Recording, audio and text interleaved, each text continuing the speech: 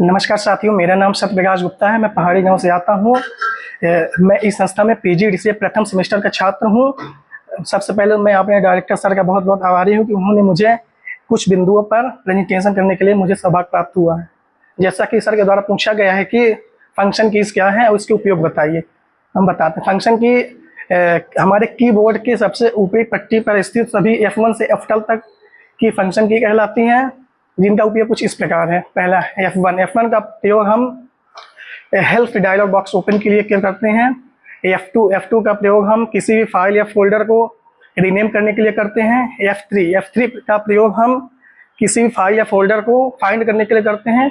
F4 हम दो तरीकों से उपयोग कर सकते हैं। पहला तो F4 क्लिक करेंगे तो ब्राउजर के एड्रेस बार में जाएंगे और Alt के साथ अगर प्रेस करते हैं तो हम विंडोज को क्लोज कर सकते हैं और सिस्टम को ऑफ कर सकते हैं, शट डाउन कर सकते हैं।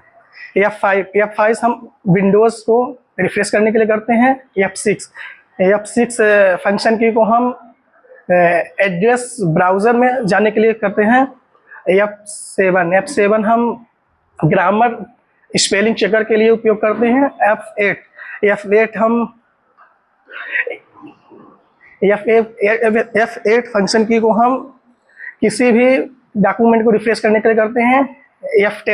F10 हम मेन्यू बार ओपन करने के लिए करते हैं। और दूसरा क्वेश्चन सर के द्वारा मुझसे पूछा गया है कि इनपुट डिवाइस के बारे में, प्राइमरी मेमोरी और सेकेंडरी मेमोरी के बारे में। प्राइमरी मेमोरी वह मेमोरी है जो हम प्राइमरी मेमोरी ऐसी मेमोरी है जो सिस्टम में अस्थायी रूप से स्थापित हो, जो सीपीयू के अंदर मदरबोर्ड में होती है। वह किसी भी डाटा को अगर सिस्टम बंद हो जाता है तो डिलीट हो जाएगी। इसके दो उदाहरण रैम और रोम। रैम रैंडम एक्सेस मेमोरी होती है और रोम रीड ओनली मेमोरी होती है। और सेकेंडरी मेमोरी वह मेमोरी है जो हम बाहरी हिस्से में रखते हैं और इसमें डाटा काफ़ी समय तक स्टोर रहता है और डिलीट नहीं होता है। और इसके उदाहरण कुछ इस प्रकार है। हार्ड डिस्क हो गया, डीवीडी हो गया, सीडी हो गया, अन्य डिवाइस हैं।